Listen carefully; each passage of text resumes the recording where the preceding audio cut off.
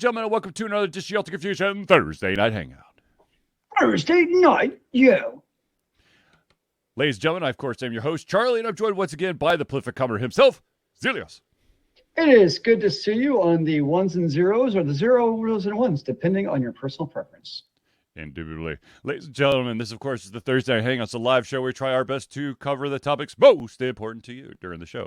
If you have not yet submitted your topic, or if you think of a topic or subject or question or opinion anytime during the show, all you got to do is drop it in the chat, be it YouTube, Facebook, or Twitch, and we'll try to add it to the show. If we do run out of time, we will add it to the very next show. So, without further ado, let's jump into it. First things first. News for Zealeus and I and a bunch of other people out there. Hades 2 has an early release window. When? Tell me now. I must know.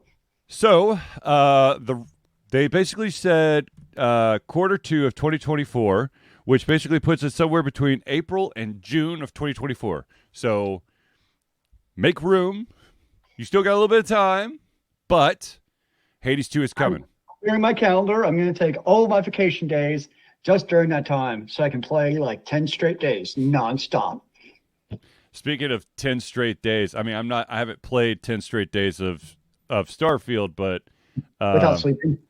That's why you had no topics. You're too busy mining the random worlds. No. Starfield, I've already put in 50 hours. Have you made it through the self-created tutorial? No. I mean, I know it's not an official tutorial like other games, but the idea of there's so much to learn. No, I have not. And simply because I haven't slowed down to like try to figure out crafting.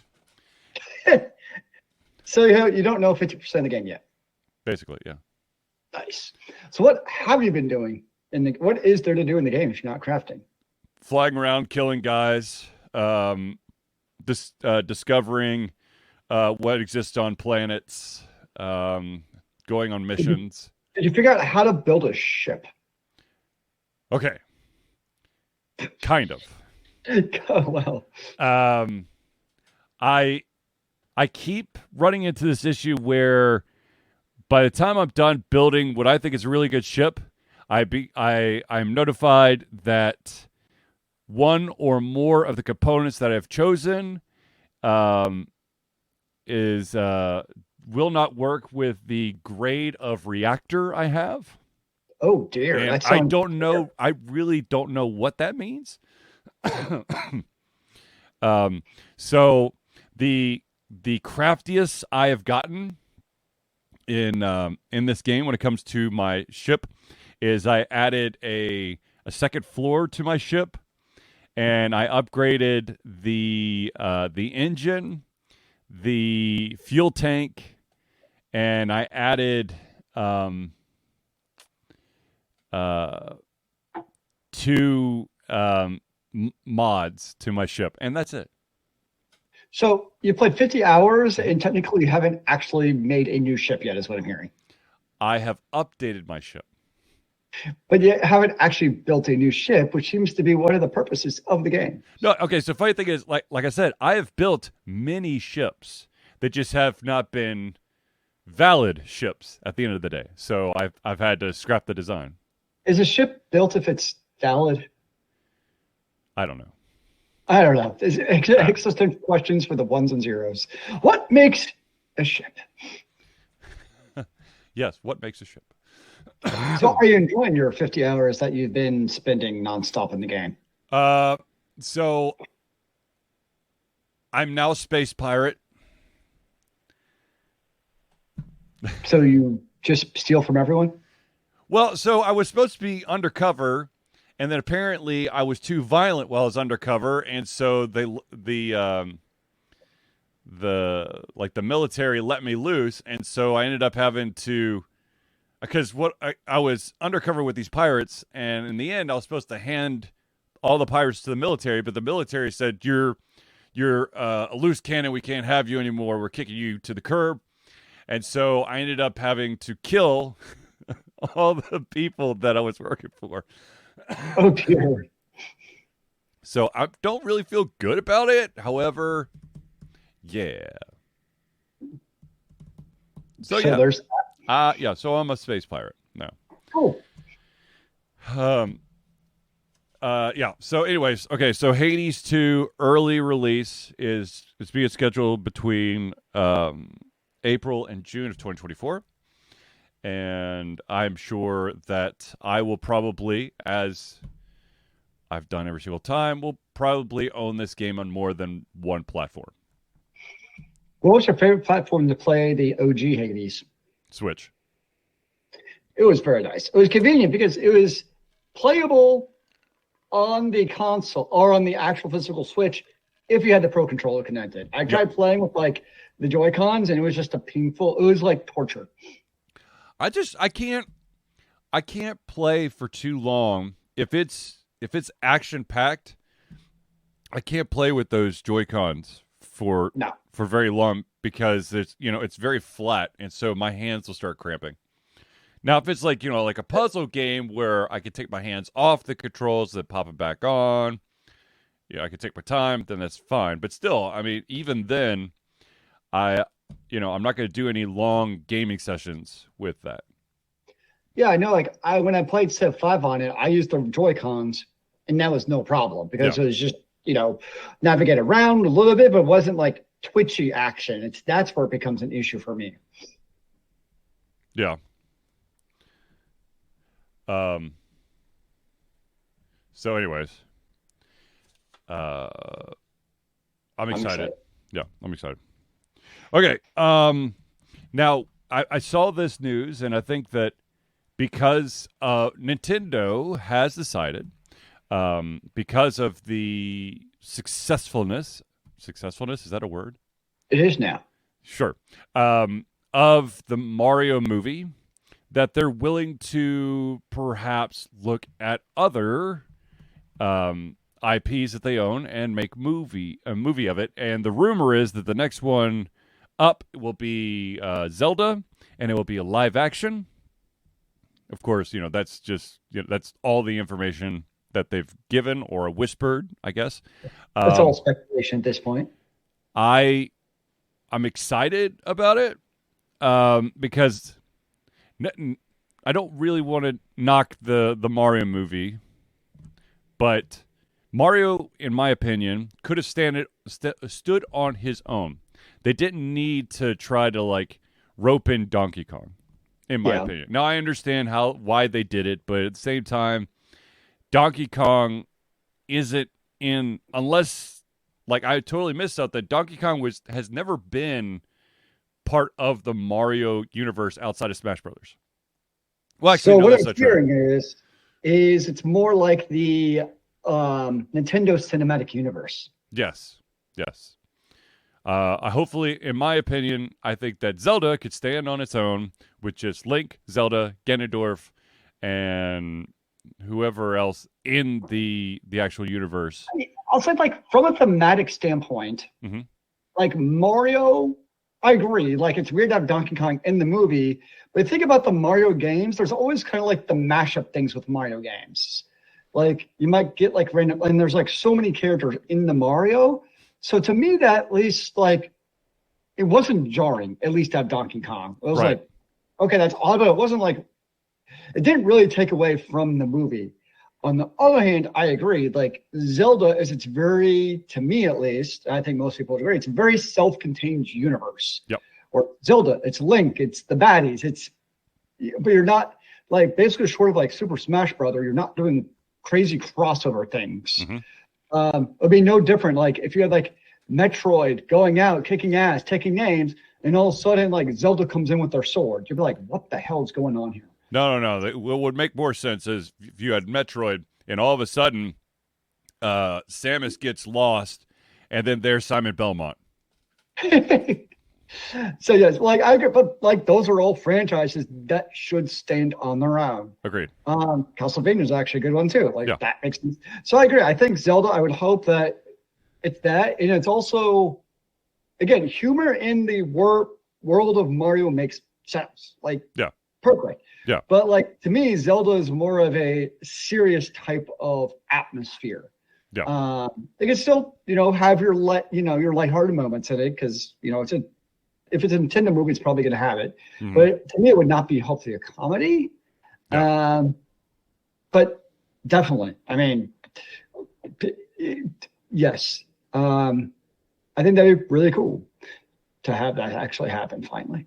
After all Sign me these up. years. Well, I mean, here's the thing. I look at it this way.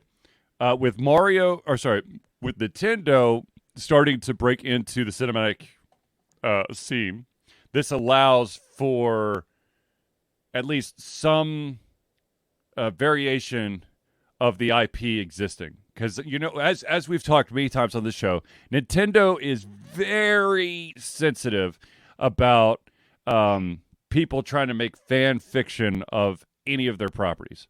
Oh, yes. They do not like it. So, but the thing is, as a fanboy, my main argument is, but if you have a problem with this, then give us your own flavor of it so that we don't have. I mean, yes, people are still going to make fan fiction, fan projects of everything, but at least you would have something that truly has the Nintendo stamp, and I think that's what we're starting to see.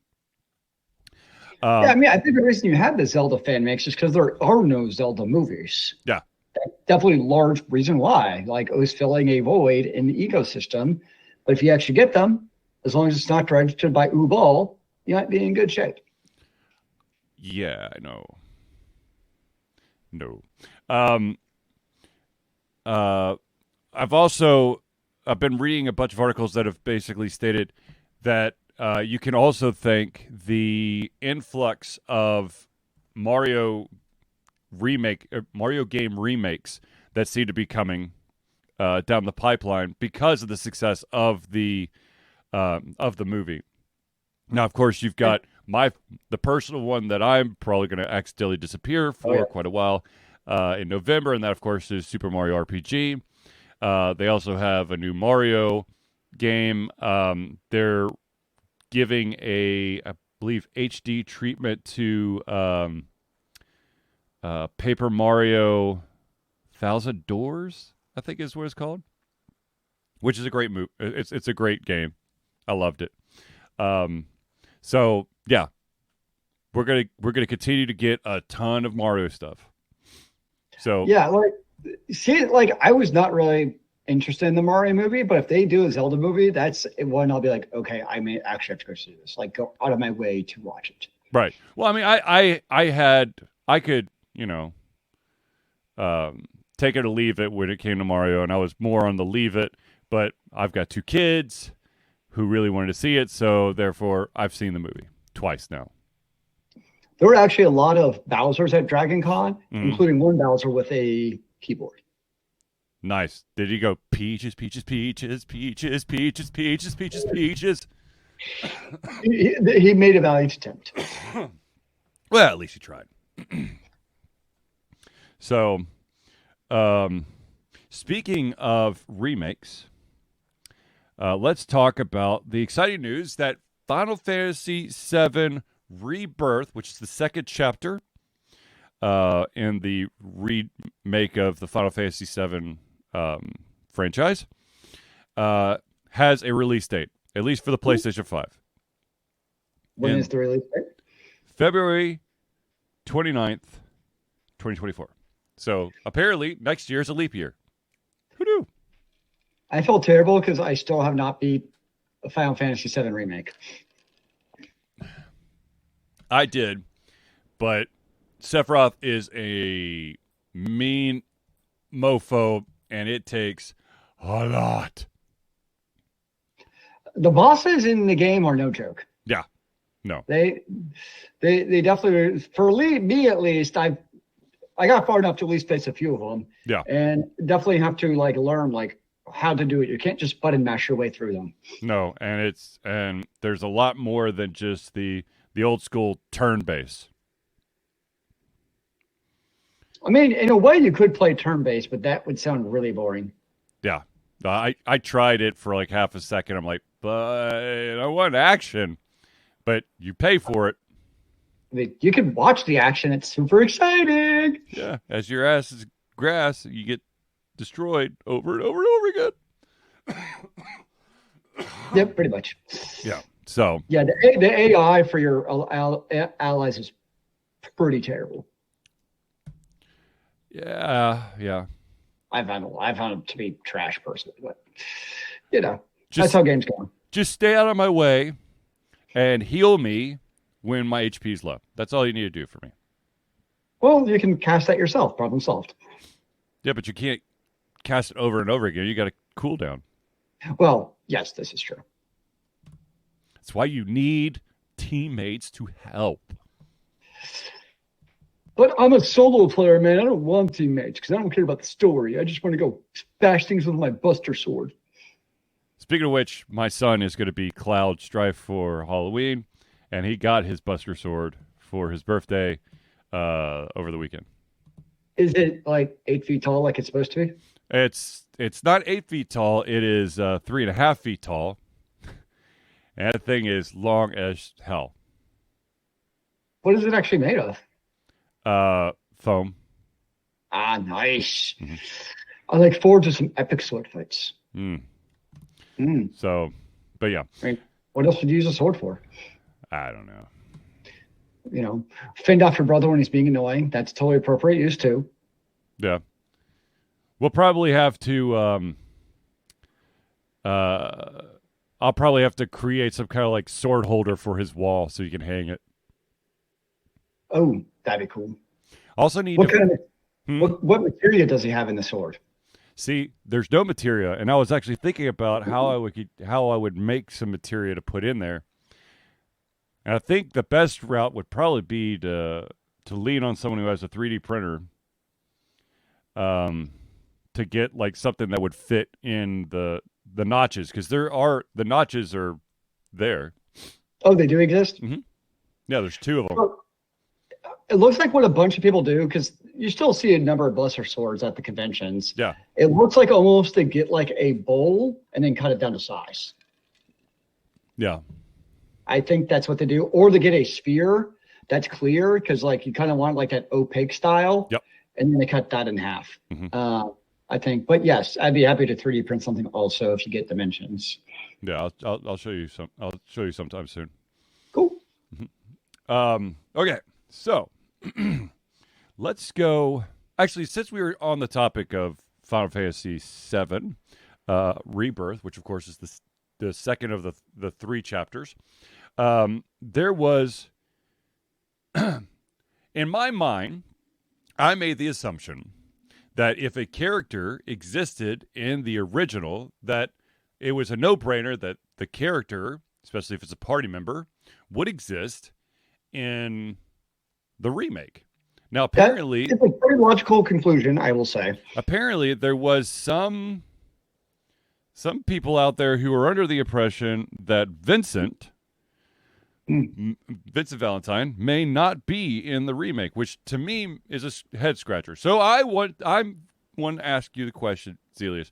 If you're doing a remake where, I mean, yes, I understand if you've got like maybe there's an NPC that's very memorable that you run into in the game, but they leave it out in the remake. That to me is a little bit different than an actual party member who you can have in the party who has their own moves and weapons and stuff. What is I'm assuming you want the full roster, right? Yes, and I think that's also one thing in Final Fantasy VII where you have like a certain somewhat limited number of characters versus like a Suikoden where you have like how many characters do you have in Suikoden? 108. Yeah, so like living out a couple characters when you're 108, like that I can at least actually understand. Right. In a remake, especially with FF7, it's not just like a remake. It's not like just a reskin. It's like an entire like remaking of the entire game. So I get to you're saying, leaving out a minor person. Of course, there's other questions as far as major pivotal plot points. Are some of those going to change in the second release? Well, if it's anything like the first, then yes, there's going to be a lot more depth to the story than you're used to, and it's already been confirmed that oh my gosh, I just blanked out. The guy who really lived Cloud's life. Yeah, I know who you're talking about. Zach is actually in the game. I don't know if he's playable, but he is there, which is not in the original game. Interesting. So from that perspective, I can understand like minor characters, but it seems like who is a pretty pivotal and like that people liked, leaving him out is a questionable decision, I would say. Actually, there is one character that I don't know. I would be very surprised if they left him out because it's kind of like this inside joke when it comes to Final Fantasies. But it would be really weird if they left out Sid. And the reason is that Sid is actually the only character who basically shows up in every single freaking game. Sid's the man. I'm looking up the character roster. The roster. Yep. Because it's going to bug me now. You've got Cloud, Aerith, Tifa, Barrett, Yuffie. That's 5. Red 13. Vincent, Cat Sith, Sid. So 9. Yeah, that's what I counted. Yeah. I guess we shall see. I do hope they have Sid because he's always around. I know it's it's kind of like in a way it's kind of like the when Stan Lee was alive. It was like you have to have Stan Lee be some character in the movie. Although I do love with all the different cameos that he did, he was totally different characters. Sid is always some kind of like wackadoodle crazy aeronautical enthusiast. At least in Final Fantasy 14, he's also one of the most important like NPCs in the game that you interact with. Well, you know, he's super important to the storyline. He's put in his time. He has. He's a master of his craft. Indeed. But yeah, I just when I was reading that article, going and thankfully, Vincent Valentine is going to be back. I'm like, why would he not be back? Did he get lost? Wasn't he the one who had like a spin-off from the original Final Fantasy? Yes, the Dirge of Cerberus, which was it was more the Dirge of Terribleness. It was not a good game. Oh. I own it, but it was terrible. I'm glad you hold on to your terrible games. Oh, I've got quite a few terrible games. Some you really could use them as ones. coasters. I'm not to that point yet. But yeah, I still own some of my terrible games. Nice. Okay, so speaking of games, because this is what we do at Alter Confusion Thursday Hangouts, is we talk video games and nerdy stuff. So let's talk about an interesting backlash that happened 2 days ago, September the 12th, revolving around a very popular game engine that is basically, I don't know what drugs the CF or the people running the company are on, but apparently the brilliant minds behind Unity have decided that at a certain number of downloads, the developer will have to pay Unity like a royalty fee. And it just, I don't understand. I really don't understand. I mean, this is the same CEO who came, I think it was from EA or one of those, where he came up with the brilliant idea if we could charge gamers money to reload quicker in an online FPS. Yeah. like per reload. So it sucks because to Charlie's, so basically Unity is retroactively. It's not just that it's going forward. It's starting in 2014. It's games that have already been developed and released. 2024, bud. Is that what I said, 2024? No, you said 2014. Oh. That'd have been 10 years ago. Or retroactively charged you for the last decade. I'm surprised they would not try, honestly. Yeah. But yeah, starting in 2024, games that have already been released like today or in the last forever, in 2024, at a certain threshold, I think it's like $200,000 in sales, is when they start charging you 20 cents per a download for that game. And so that's the first problem is one, it's retroactive. So games that have already been released on Unity, like also are going to be charged this 20 cent per download fee. There's also all kinds of crazy things because it's like nobody's quite sure 100% how that's charged, meaning like, is it per install on your computer?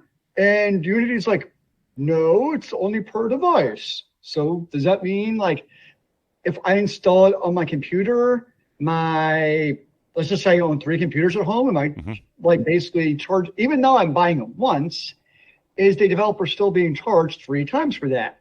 Which then means that if people really, in the day and age of review bombs, people are going to figure out that you could do like install bombs and basically do like a virtual machine that repeatedly installs it nonstop and charges them 20 cents for every install. Yep. It is just all kind or piracy. And Unity's basically said like, we'll work with publishers to make sure that doesn't happen. Right. What the frack does that even mean? Because you know that then the crackers will work to make sure that they're smart people and they can probably make it look like it's real. That's kind of the whole point of a crack is that it looks like it's the authentic game, right? I mean, that's kind of the purpose. One of my favorite things is because obviously you have things like the Game Pass, and Unity has said that they're going to pass on that install charge to the Microsofts and the Sonys and the Nintendos for subscription-based services. And so it's like, do they know that? I don't think they do. But here's the thing. One of the biggest issues that a lot of developers and gamers have pointed out is the fact that the way that like the metrics are kept, depending on the platform, it's done slightly different. So some platforms will easily give you all that data. Some platforms are a little secretive about, all of their sales and stuff. Yep. And then, of course, Unity is on cell phones, and that is notoriously bad for keeping track of that kind of stuff. And a large part of it's also a huge bait and switch. Yep. Because what a lot of the indie developers use is they basically use the personal edition, which I don't know the thresholds of that stuff, but it works for them, obviously.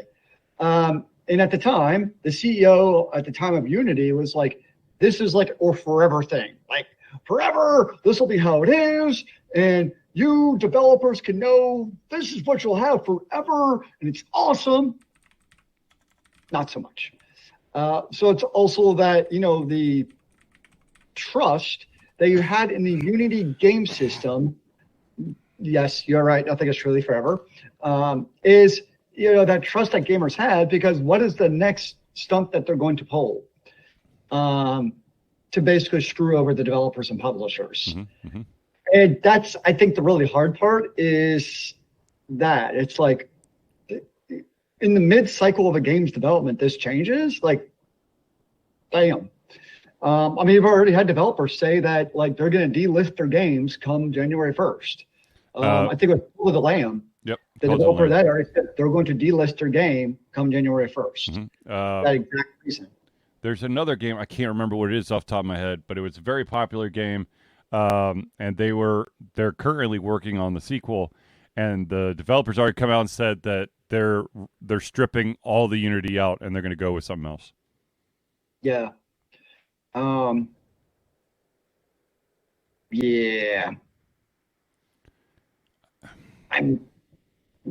Yep. So I'll be very curious to see what the long-term effect of this is on the popularity of Unity, because are people going to go to something else like Unreal? Thank you. Unreal Engine is obviously a popular one. Mm-hmm. I don't know what it is, but there's this open source one that everyone talked about. That's going to bother me. Game Engine. Godot. Mm-hmm. I'm not familiar with it, but everyone was like, Godot's apparently actually pretty good from a game development engine, and it's based on MIT license, which basically means like it's open source and like has to be. Mm-hmm. I mean, obviously somebody like Unity could buy it and then it all changes. But based on the way the license is created now, in theory, it's going to be that way. But obviously things can change. So yeah, it sucks because like I remember using when I taught high school, I used Unity as our programming platform, and it was great to teach students. Yep.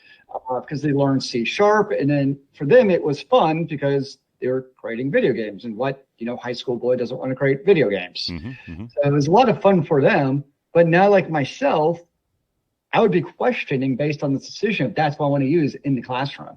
Like, knowing what this is going, do I use something like an open source platform like Godot that will be that way going forward? So this will not right now because it just released, but years down the road, I could see a lot of developers being like, I think we'll go with Unreal Engine or something else instead. Not that I trust Ubisoft a whole lot more, don't get me wrong. But yeah. Mm-hmm. So this is very fun because in the reality is so many games are made with Unity. I mean, it's extremely popular. And it's obviously, they're trying to obviously monetize it more. They want more of the monies. That's what it comes down to. Yep. And everyone gets that. Everyone understands that Unity is in it to make money. I don't think that's the issue. I think a large of it is absolutely, it comes down to the retroactive changing of the license. And that's what really kicks the developers in the balls. Is it's like after the fact, we're going to do that now, even though you already have games out, and you're basically screwed if you don't like this. That's what really sucks about it. Mithril, it said Final Fantasy VII. They want to say it's 9, and that's what we did come up with. What about you as a former developer in the world of Magic? What do you think of the Unity decision? I think it's absolute crap. I really think that,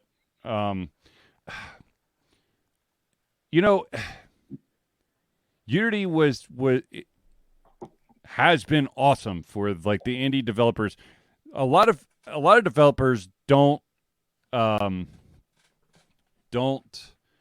have a lot of money. I know this sounds crazy, but a lot of developers don't have a lot of money. And one of the pieces to making a game, if you're trying to make it totally from scratch, is a lot of that money will go into the creation of an engine, a gaming engine, like Unity or Unreal. And when Unity basically had in the past this great deal to help, get your game to the masses, kind of you don't have to go as deep as you would if you were building your own engine.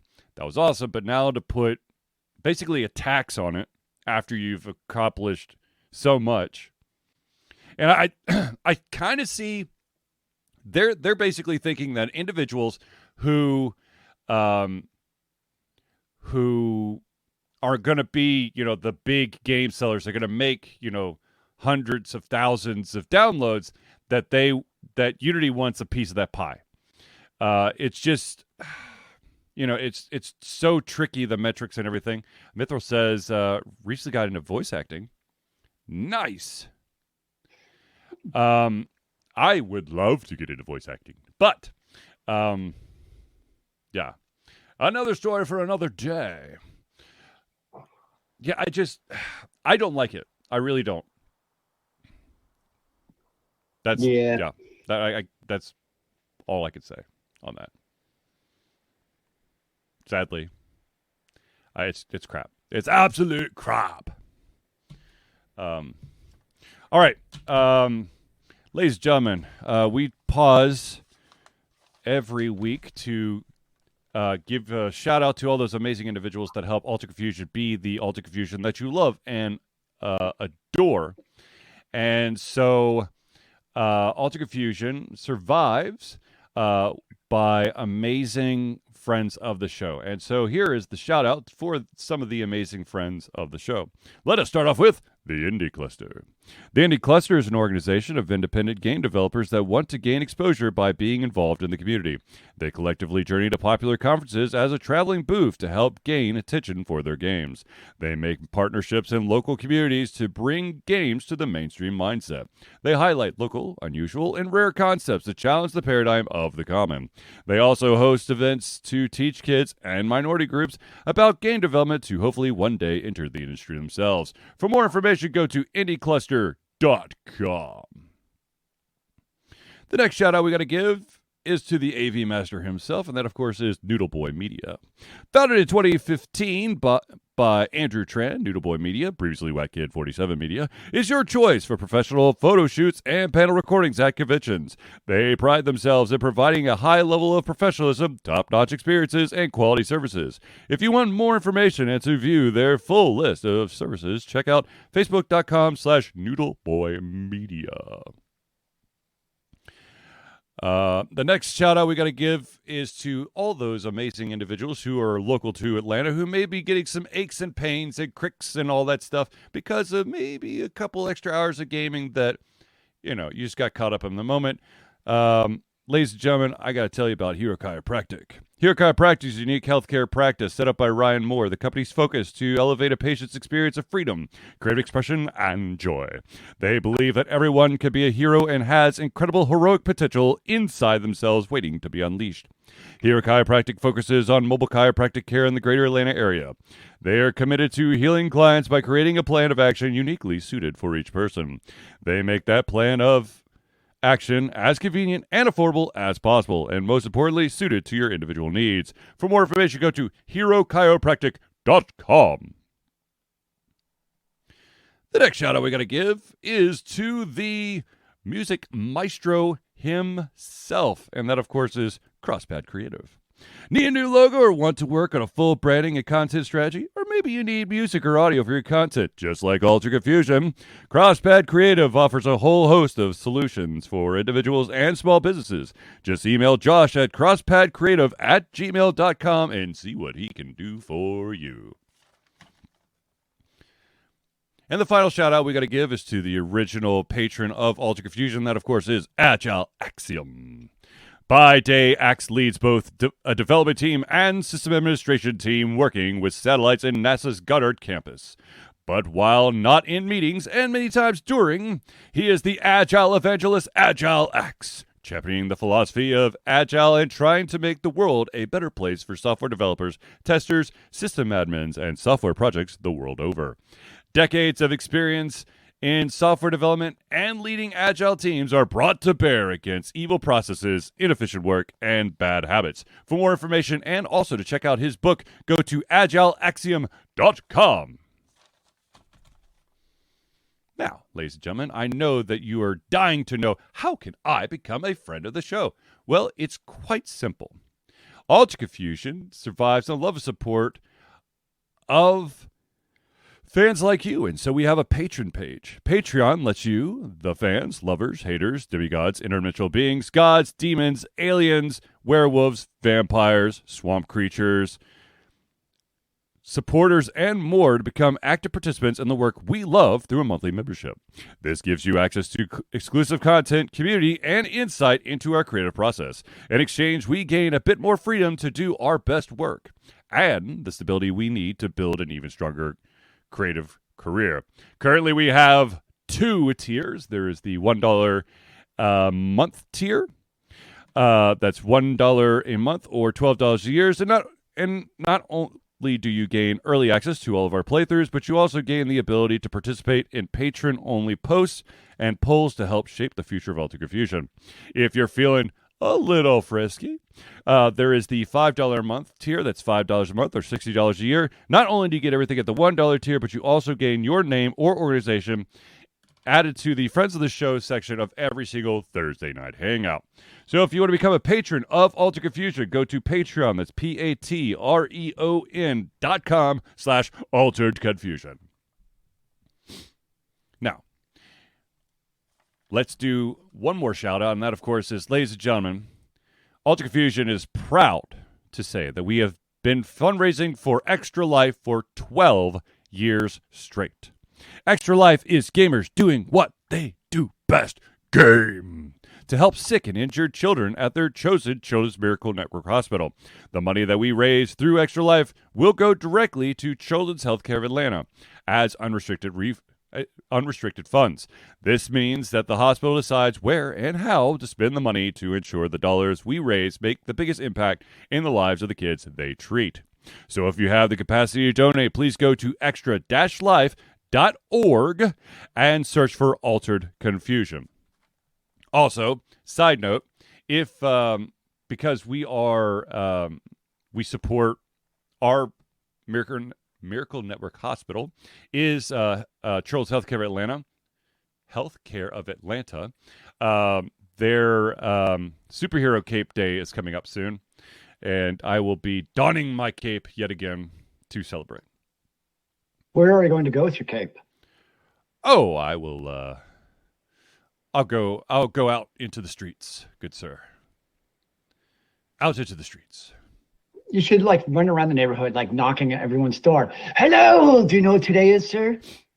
My kids they each have one as well. So all three of us could go together.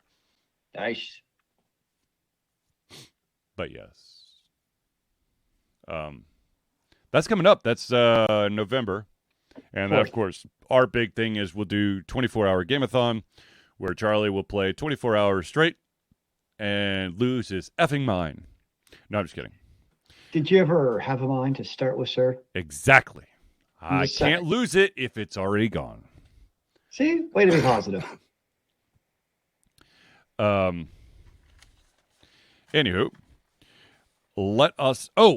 before I forget again, one of our friends of the show, Agile Axiom, who works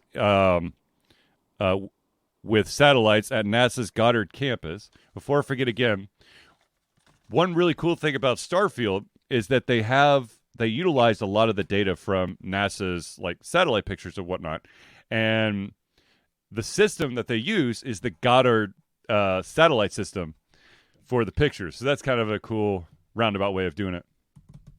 Or Agile Axiom is helping get that shit right. Does it mean we're going back to space? Did we ever leave space? Touche. Okay. So, since I've been playing just a little bit of Starfield, and in space? I sense a theme here. Space. And I know that Zealeus has played quite a few games where there's this wonderful mini game called Inventory Tetris. Oh, yes. And then there's, of course, you can have as many items as you want as long as it's under the certain weight limit. So my question for you, Zealeus, is, first of all, let me talk about my experience at the beginning of these type of games. Especially Starfield is like a Skyrim and Fallout, where you have a certain weight limit that you have to keep your inventory under. Otherwise, you become encumbered. You can't fast travel. You start losing in Starfield. You start losing oxygen, which of course you'll suffocate after a while. But I've noticed that in these type of games, at the beginning of the game, I will pick up anything and everything. And then as I progress through the game, I become so finicky about what I will pick up. If the item that I see weighs nothing, I will pick it up every day of the week. However, if it's got some weight to it, then it has to be we've got the universal color code system for, like legendary and rare items and uncommon and whatever. I will only pick up rare and legendary items. I will not pick up the uncommon or just the regular items, which has screwed me in Starfield, because as you advance through the game, there's a very good chance you're going to get better weapons than you have. So you could be running around with a legendary weapon that does crap in comparison to this normal weapon that basically could do 3 times the damage. But because I am discounting the fact that it's not a rare or legendary item, I'm missing out. I know that feeling. So Zealeus, what are your inventory strategies in games? So most of the inventory Tetris games I played are probably action RPGs. Mm-hmm. And at least modernly now, most of them, like Diablos, Last Epoch, and Path of Exile, all those, they come with loot filters. Mm-hmm. And one of the very first things I do is figure out how to configure the loot filter. So to your point, I'm not picking up every single common item in the game. Usually for the first couple levels, you have to, just because you need to get some gear to start with. Right. But there definitely comes that tipping point where it's like, I don't even want to see normal or commons or even rare sometimes. Right. And then if I want to get really minutia, then you can start being like, I only want certain affixes or effixes on my loot. So I don't even see like really good legendary stuff, but I'm not going to see it because it doesn't fit what I'm trying to get, because I'm going for the two-handed barbarian whirlwind attack, so I don't care about sorcerer weapons at all. Mm-hmm. So that's usually where I go, is definitely the loot filter route. Because otherwise you can literally spend your entire game, picking up every item, going back to town, like selling whatever you do, and then go back and play for like 4 minutes before your inventory is full again. I do feel like there comes like a certain point where like games do go overboard with the amount of loot that drops. Yes. And I get like it's a dopamine effect. I totally understand it. And actually a game I thought was terrible about that was actually Borderlands. Mm-hmm. Like, I know that's one of their taglines. It's like, so much loot, everywhere loot. But there comes a point where like it's too much, I feel like, in some games, where it's like, you don't really need that much loot. So I'd be on the side more so of make loot a little bit more rare and impactful than super common. And you don't know what you're going to get. But sometimes I'd rather just be a little bit more uncommon, honestly. See, but here's the true downside, and I think this would actually drive Zealeus up a wall, is the fact that games like Skyrim and Starfield and Fallout, when I say that you could literally pick up anything, I mean like anything. I have accidentally picked up empty plates and coffee cups and crushed styrofoam containers. Charlie? Yes. There's a reason I don't play open world games like that very often. Because like it's just too much. Like my puny little brain just can't handle all the stimuli between the items to pick up. So my backpack is full within the first 4 minutes playing, to the overwhelming number of quests, to the open world. Nope. Sorry. It's like overstimulation. No, I can't tell you how many times that I've gone somewhere to like sell items, and like you go into your like miscellaneous section, because that's where most of the crap is, and I'll look at it going, when the hell did I pick this up? You know what I actually really hate in games like that? When they tie your inventory space based on weight, but it's modified by your strength. Like, because to me, like, I mean, I get certain things like HP and mana are modified by your stats, like, but that's geared towards your player archetype. So I totally understand that. But to me, tying your weight limit as far as what you can carry to your strength is just a terrible quality of life type of way of playing the game, in my opinion. Like, that's just not fun when they do that. Well, it's Starfield. They when you level up, you get a skill point, and you can put it towards weightlifting, which which gives you, I think, 10% more, the ability to carry 10% more weight. But the one thing about Starfield that does, it's both good and bad, is you could, they've got this system in place to kind of stop you from basically hoarding a bunch of skill points and then dropping them all into one at some point. I know that's true. When you put skill points into a skill, in order to level it to the next one, you have to complete. I don't want to say a mission, but kind of a challenge. There we go. You have to complete a challenge. Like for handguns, the first level is there's no requirements, but like once you put that in there, in order to have the second level be eligible to receive a skill point, you have to shoot 10 people to death with a pistol. Okay, that's kind of cool. For the weightlifting thing, you have to sprint a certain distance with 75% of your weight taken up. Oh, geez. Which is never a problem for me because I'm always sprinting. Oh my God. Especially in cities. I can't, and it pisses me off that like I said, I pick up everything. So my inventory is always heavy. I mean, I'm always basically 20 pounds away from the max. So it's always going to be above 75%. And so I just have to watch my oxygen meter run out and then have to stop for a second so it can recover and then sprint again because I don't want to just wander aimlessly through places when I've got place to go. Honestly, I feel like in most games, in cities, like when you're in the safe zone, if there is one, should be like automatically enable sprint.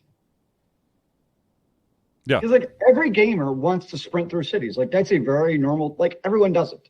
So just give me in cities, auto sprint. Is that too much to ask? I say give in cities where there are no threats, give me auto sprint. If a threat occurs, then take it away and you know. That I'm fine with. No, I'm cool with that. But most games have like safe city zones. And when there's a sprint functionality built into the game, I just be able to sprint freely without any cost in cities. You want to hear a crazy curveball? Excuse me. Oh, I got to drink something. Don't die. Oh, no. Our fearless host. Try not to. One of the things that I found in Starfield is that find planets, because you're going to be sprinting a lot around planets as you're trying to get, oh, look, there is some kind of structure over there that's 800 meters away. And you are going to... Don't you have like a drone or a buggy or something you can drive around? Nope. No land crafts. What? How's that even possible? I don't know. I don't want to talk about it. So you can build a spaceship. Well, you can't build a spaceship, but in the game, spaceships hypothetically, people can build spaceships. You can choose your landing zone, and the spaceship lands right there. So can you change your landing zone to be 800 meters away, closer to that structure? No. Unless you visited that structure before, then you can park it right there at the structure. Damn it. That's not very realistic. But here's the funny thing. So, like I said, let's say that you're on a planet that has gravity. One gravity would basically be the gravity of Earth. Sure. If you go to a place that's got like 0.19, so basically when you jump up in the air, you get some serious air. Nice.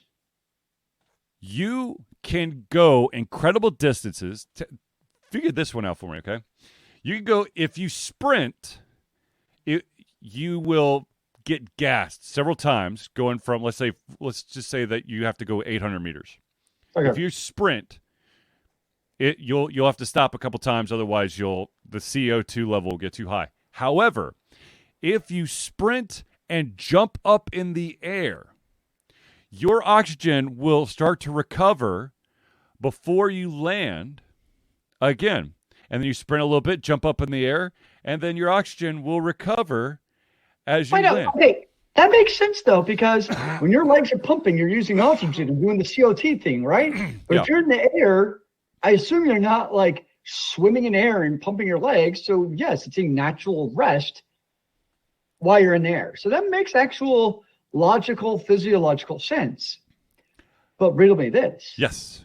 On the 0.19 area, is your weight limit also increased by effectively what would be like 500%? No. Because it weighs 1/5 of what it should. No.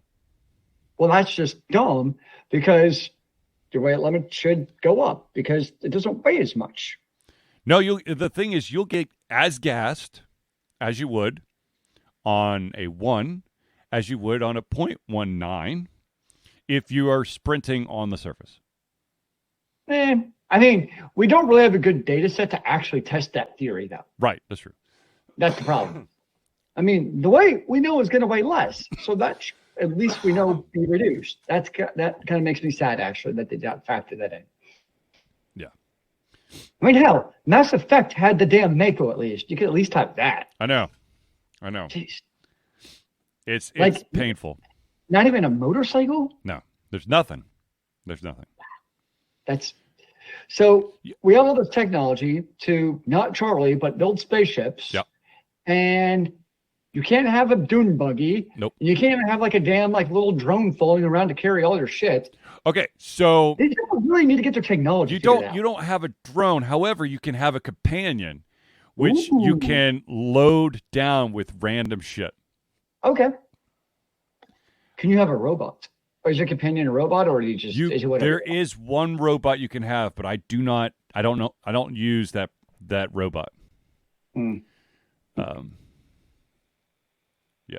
Can you play the game? Mm-hmm. Okay. So to your point, though, Mm-hmm. you're 50 hours in. You said so you can play the game without crafting, is what it sounds like, because you said you don't really craft it. Right. Yeah. So I mean, people obviously will get really into crafting in the not BioWare, the Skyrim type of games. Mm-hmm. But you can play without basically doing that. It sounds like still be successful. Yeah. Interesting. As long as you're picking up weapons and equipment to improve your stats. Because really, the crafting part is for modifications to your weapons or to your armor or spacesuit, or to allow you to craft your own food or pharmaceuticals. Which I find so much. That's the thing. There's so much crap that you pick up that there's no need for me. I've started selling all the food I've picked up because I'll be carrying around 50 pounds of random ass food that I won't use because I'm only using med packs to heal. So the 37 instances of celery and carrots and limes and apples and potatoes. That's some very healthy eating, man. Well, you need those there's a research center where you learn how to make a sandwich. Yeah. I want to go to this research center. And most of the research stuff is blocked because you have to have skill points in like weapon design or spacesuit design or culinary or whatever it's called. Or you can just put all your skill points in like combat stuff instead and just find items that enemies drop. I've maxed out my weight carrying, my health, my hacking / lock picking, and my handgun, and nice. then and my my scanner, which basically allows you to. Basically, when you land on a planet, you can scan things to get like experience points after you scan things. If you scan 8 of a certain something, then you get like 20 experience, and you're basically mapping I've said this before, but like the plants, the animals, and the minerals. And then, of course, certain planets have these things called features where they'll give you additional points because it's a unique feature for the planet. Ooh, fancy. But I have gotten a lot better at dealing with contraband. Because you are a pirate, after all. Yes, I am a pirate, and now I understand. And I also, because I put a bigger fuel tank on my ship, I can escape or avoid those systems that have the contraband scanners. Interesting. Mm-hmm. Well, I started a new game this week called Synced. Mm-hmm. It's basically, the whole concept of the game is basically like, it's in the future, nanites took over the world. Oh no. Oh no. But then you go like basically in like their instanced missions is what they are. You can either go solo or a party of 3. But so the idea is, it's like Guild Wars. Yeah, actually, it's very much like Guild Wars, yes. Mm-hmm. But the idea is each mission, it's kind of like a roguelite, but not. Okay. And that, like, you get like overall sets you can improve, but inside of each mission, there's like the substance that drops that you can't bring back to the main station because it's volatile and stuff. Mm-hmm. So you can upgrade stats in each mission that don't necessarily carry over. Gotcha. And there's like drops and stuff. It's the gunplay of the game is pretty good, actually. Mm-hmm. I've only done like 2 missions, so because it just came out. But so far, it's like, this is a pretty interesting game.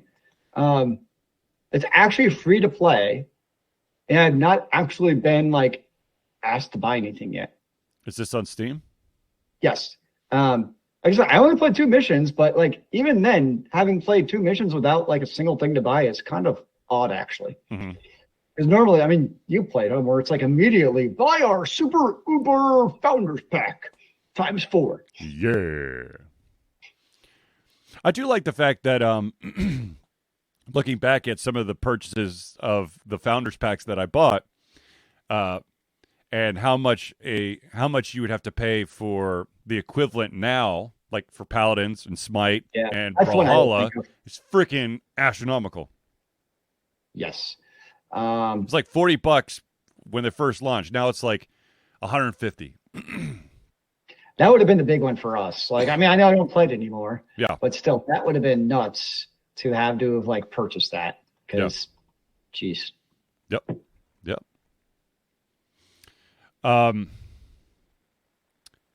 Oh shoot! I can't believe we forgot our very good friend Craig Campbell of REbirth Games. Has now a new Kickstarter project for Capers Cyber, right? Is that the right one? Pretty sure it's Cyber. Yeah. It's interesting because he doesn't actually update his website with it. Yeah. That is what I have bookmarked. But as Zealeus and I can attest, first of all, Capers, phenomenal game. But basically anything that Nerdburger touches is a very solid game. Plus the fact is Craig knows how to run a Kickstarter. The man is a Kickstarter guru. He always has the entire thing mapped out. And he always keeps the cost low. And he always does an amazing job. And Craig's just a good guy to support. Yes, absolutely. 100% support this man. He is awesome. He does he does Gen Con. I don't know what other conventions he does. I think he does PAX Unplugged, or he tried that for a bit.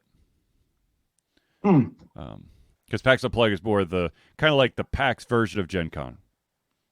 Ah, yes, that makes sense. Anyways. Definitely did not want to forget to give him a shout out.